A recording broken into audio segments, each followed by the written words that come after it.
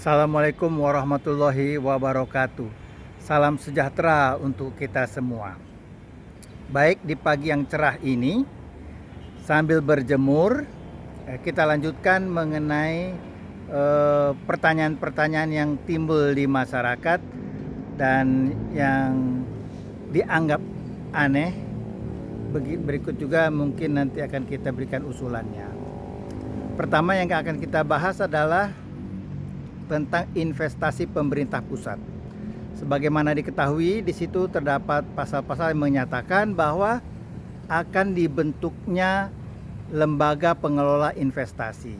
Nah, yang baru ya, dengan modal awal sekitar 75 triliun rupiah. Cukup besar kan? Bukan cukup lagi, sangat besar, 75 triliun rupiah. Nah, ini juga yang merupakan pertanyaan yang timbul di masyarakat. Mengapa harus membuat lembaga baru? Sedangkan negara kan sudah punya banyak BUMN. Mengapa tidak menggunakan BUMN yang sudah ada? Entah itu dana reksa atau Bahana atau misalnya Mandiri. Itu semua kan adalah pengelola investasi.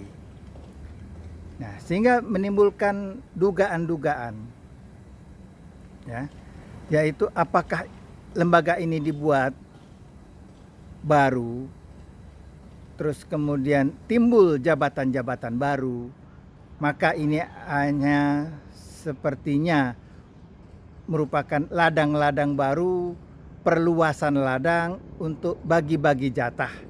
Entah itu untuk orang-orang yang sudah pensiun dari kementerian atau dari lembaga-lembaga negara yang lain, bahkan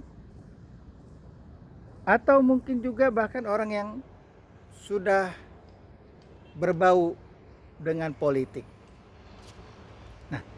Ini hal-hal yang juga menimbulkan pertanyaan dan dugaan-dugaan akibatnya. Dan itu tentunya tidak dapat dipersalahkan. Wajar saja masyarakat bertanya, timbul pertanyaan itu. Karena memang hal-hal ini menjadi hal yang sensitif bagi masyarakat. Karena itu kita mengharapkan pemerintah baik melalui penjelasan langsungnya maupun melalui peraturan pemerintah sehingga menjelaskan dengan lebih detail dan lebih jelas agar masyarakat paham apa sebenarnya latar belakang tujuan dari dibentuknya lembaga baru. Mengapa tidak menggunakan lembaga atau badan usaha milik negara yang sudah ada? Itu pertanyaan wajar yang timbul dari masyarakat. Ya.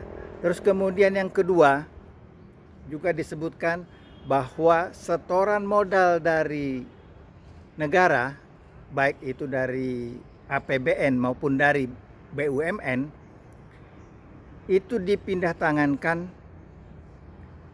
ke lembaga sehingga menjadi aset lembaga, ditetapkan menjadi aset lembaga, bukan lagi menjadi aset negara. Hal ini kan tentunya juga menimbulkan pertanyaan yang wajar di masyarakat. Mengapa bisa setoran negara, aset negara berubah menjadi aset lembaga? Sehingga keuntungan dan kerugiannya dinyatakan menjadi keuntungan dan kerugian dari lembaga, bukan menjadi kerugian negara. Konsekuensi berikutnya kan tentunya adalah karena ini bukan aset negara tetapi menjadi aset lembaga, maka tentunya di sini bukan, kalau terjadi kerugian maka bukan kerugian negara. Dan tentunya konsekuensi berikutnya adalah ini tidak masuk dalam kategori korupsi. Tidak bisa disentuh oleh KPK. Untuk hal ini wajar timbul pertanyaan tersebut. Mengapa? Sedangkan logika masyarakat itu kan sederhana. Misalnya bisa kita analogikan seperti kita menikah, kemudian melahirkan anak. Dan anak itu tentunya tidak bisa kita nafikan sebagai anak kita. Terus kita nyatakan dia bukan anak kita. Kan tidak bisa. Karena secara DNA-nya orang tua turun kepada anaknya. Sehingga tidak bisa serta-merta kita ingin menyatakan karena sesuatu alasan apapun, mengatakan bahwa anak itu bukan anak kita.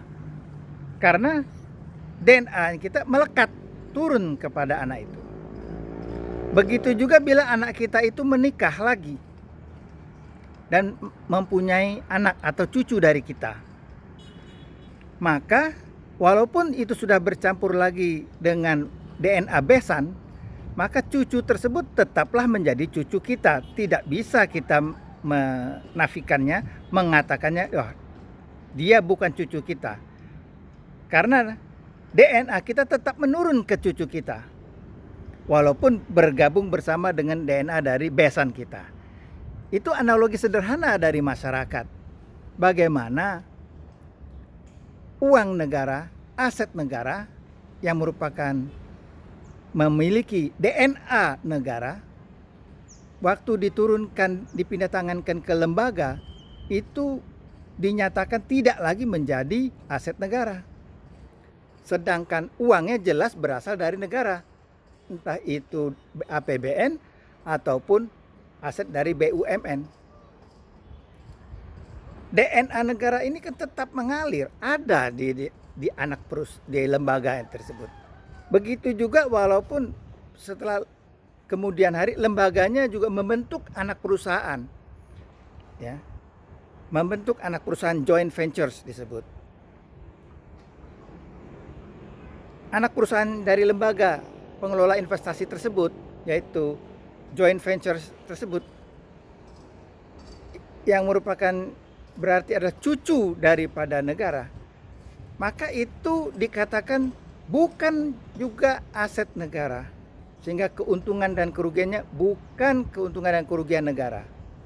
Padahal itu kan jelas-jelas asalnya berasal dari negara, kakeknya adalah negara. DNA negaranya masih tetap ada secara otentik. Sehingga itu yang menjadi pertanyaan dari masyarakat. Dengan logika sederhana masyarakat, tentunya itu yang perlu juga dijelaskan oleh pemerintah dengan jelas dan clear, baik melalui penjelasan langsung maupun melalui peraturan pemerintah. Karena secara logika sederhana masyarakat itu menjadi aneh, ya. Karena tentunya berikutnya kan adalah konsekuensi daripada tidak diakuinya sebagai aset negara, berarti tidak ada kerugian negara walaupun lembaga atau anak perusahaan dari lembaga tersebut mengalami kerugian. Jadi tidak ada kerugian negara, melainkan sudah dinyatakan jelas itu adalah aset lembaga, sehingga menjadi keuntungan dan kerugian lembaga, ya, bukan dikatakan bukan aset negara, sehingga menjadi bukan kerugian negara, sehingga tidak bisa dikenakan pasal korupsi karena tidak ada kerugian negara, melainkan kerugian lembaga dan menjadi tanggung jawab lembaga, apalagi perusahaan joint ventures, anak perusahaan dari lembaga tersebut. Ini yang perlu dijelaskan, ya. Dan juga kemudian yang sebagai dewan pengawas itu ada Menteri Keuangan dan Menteri Badan Usaha Milik Negara ex officio. Ini juga terlihat tidak konsisten. Tadi sudah dinyatakan bahwa aset negara atau dana dari APBN sebagai setoran modal dan dari badan usaha milik negara yang sudah dipindah tangankan ke lembaga itu tidak lagi menjadi aset negara, sehingga kewajibannya full menjadi tanggung jawab lembaga. Keuntungan dan kerugiannya adalah keuntungan kerugian lembaga, bukan lagi keuntungan kerugian aset negara, dan bukan juga tanggung jawab lagi dari negara dalam pengelolaannya. Nah, untuk di sini kan menjadi timbul pertanyaan, mengapa diperlukan lagi dewan pengawasnya ex officio dari Menteri Badan Usaha milik negara? Kalau memang sudah dinyatakan setelah dipindah tangankan dia menjadi aset lembaga, bukan lagi menjadi aset negara. Nah, ini juga yang menjadi aneh, kontradiksi, tidak konsisten. Karena tentunya sebaik-baiknya pengawas itu adalah lebih baik semuanya profesional, sehingga lepas dari konflik of interest ataupun politik related, ya, atau terkait dengan politik. Kalaupun ada dari negara, kan cukup satu sebenarnya, yaitu dari Menteri Keuangan sebagai bendahara negara yang menyetorkan tersebut. Di mana badan usaha milik negara pun itu kan juga adalah aset negara yang sebenarnya kuasanya adalah di Menteri Keuangan, hanya diberikan kuasa lagi oleh Menteri Keuangan kepada Menteri Negara BUMN. Nah, sekarang mengapa Menteri BUMN masih lagi menjadi pengawas bagi aset yang bukan lagi di bawah kepemilikan BUMN? Itu kan menjadi pertanyaan, ya. Nah, karena apa? Efisiensi itu kan juga diperlukan. Selain tadi juga mengurangi intervensi politik atau kepentingan-kepentingan lain.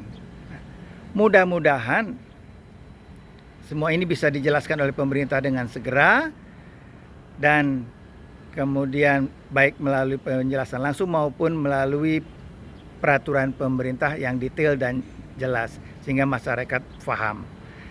Saya mengusulkan agar ini segera diselesaikan, ya, secara yang masuk akal sederhana bagi masyarakat, sehingga tidak timbul dugaan-dugaan yang ke arah negatif.